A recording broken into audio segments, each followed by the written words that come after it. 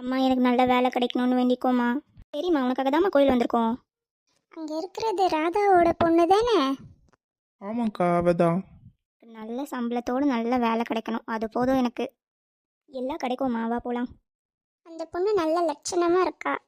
அவள் படிப்பெல்லாம் முடிஞ்சிடுச்சா? இப்போ என்ன பண்ணிட்டு இருக்கா? தெரிஞ்சிடுச்சுக்கா, இப்போ வேலைக்கு ட்ரை பண்ணிட்டு இருக்கா. அப்படியா, சரி சரி. நானும் என் பையனுக்கு எங்கேயோ பொண்ணு பார்த்துட்டு இருக்கேன், எதுவுமே அமையலை.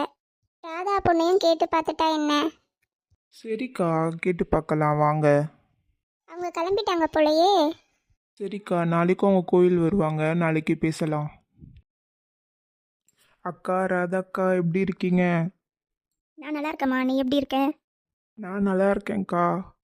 அக்கா, அப்புறம் உங்களுக்கு இவங்கள தெரியும்ல, இவங்க பேர் சரஸ்வதி.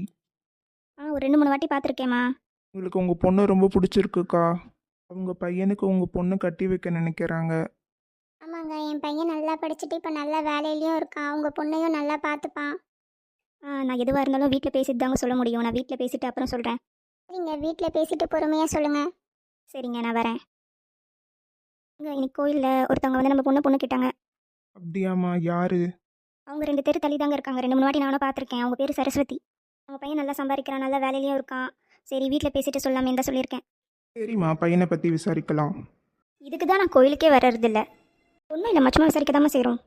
சே, நானே மனசு கஷ்டமாக இருக்குதா கோயிலுக்கு போனேன். அங்கே போனால் இது வேறையா? இதுக்கு தான் நான் கோயிலுக்கே போகிறதில்ல.